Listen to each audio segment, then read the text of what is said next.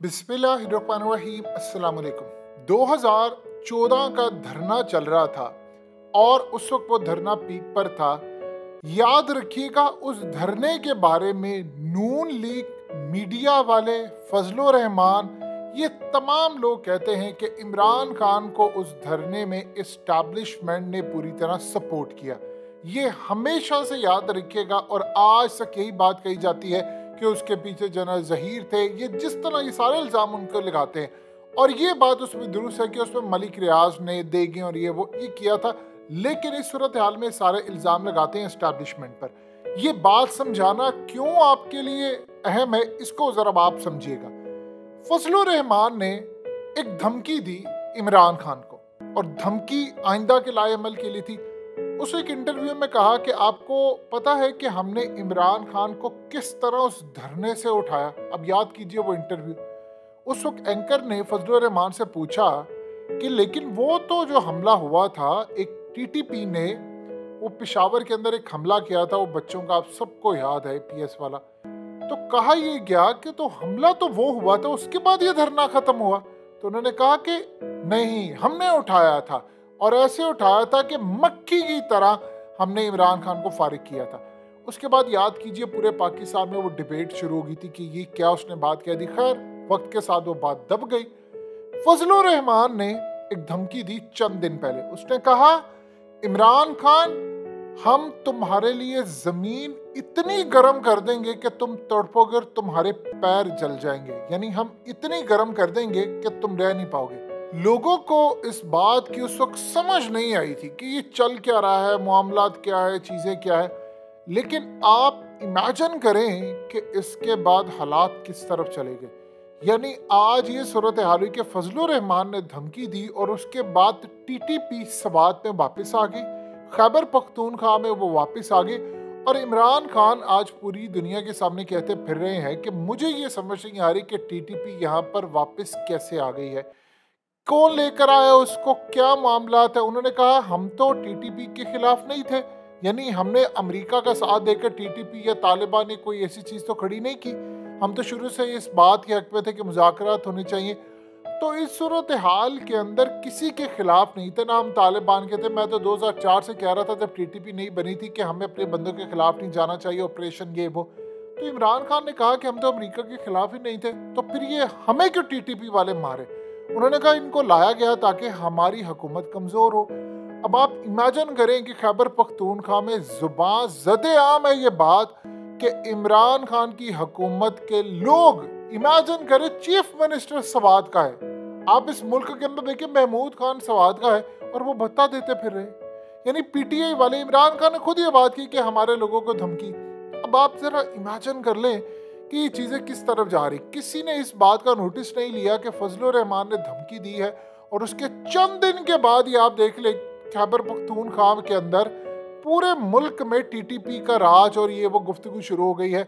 और अब कहा जा रहा है वो आए कहाँ से। देखिए दो चीज़ें अब यहाँ पर बड़ी कंफ्यूज।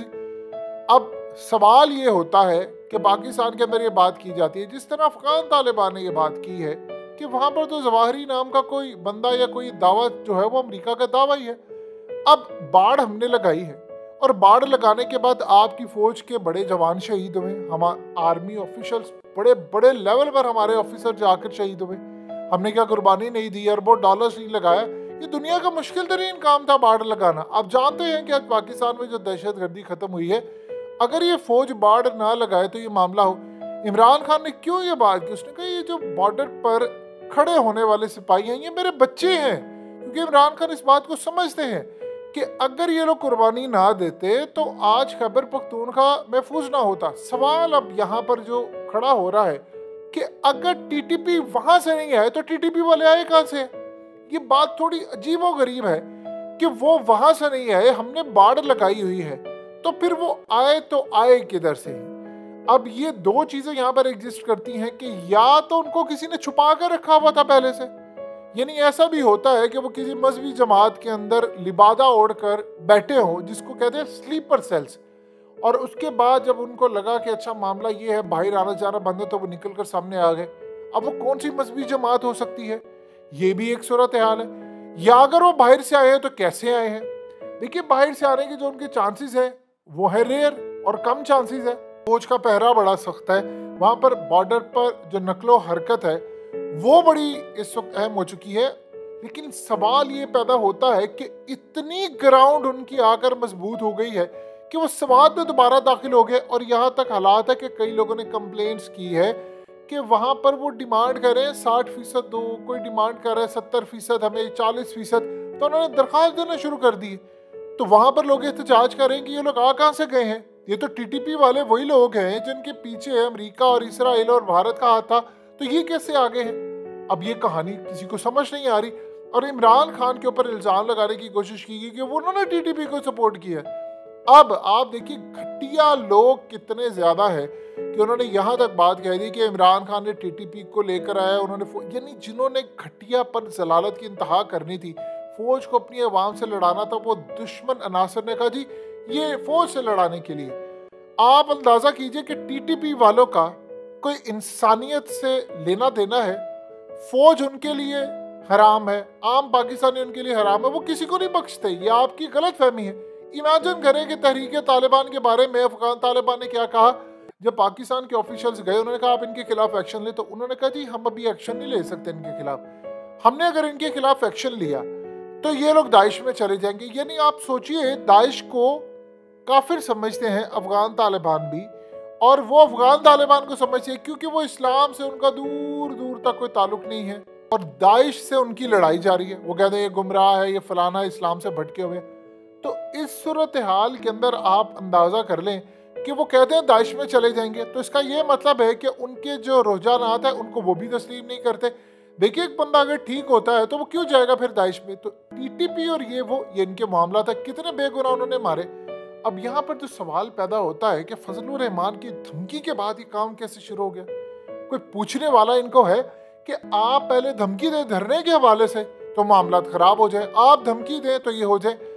असल में आप जब तक क्रैक डाउन नहीं करें, देखिए शहबाज गिल का जहां तक मामला है, अब पीटीआई के मामला और फवाद चौधरी ने जो बात की है वो बिल्कुल ठीक बात उन्होंने की है। जावेद चौधरी ने उनसे पूछा कि फवाद चौधरी साहब माफ कर देना चाहिए, उन्होंने कहा बिल्कुल माफ कर देना चाहिए।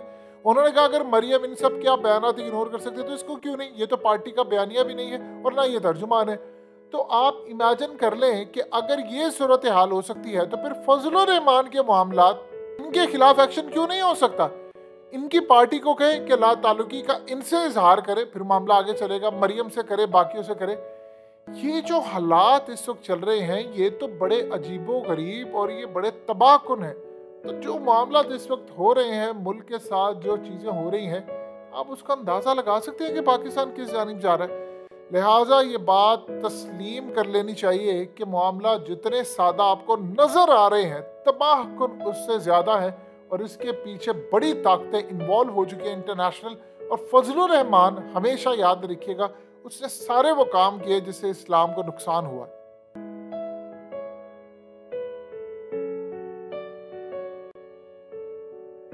हकीकत टीवी के बैकअप चैनल हकीकत टीवी 2.0 को सब्सक्राइब करना मत भूलिए। वीडियो को लाइक करें, शेयर करें और कमेंट सेक्शन में अपनी राय का इजहार जरूर करें।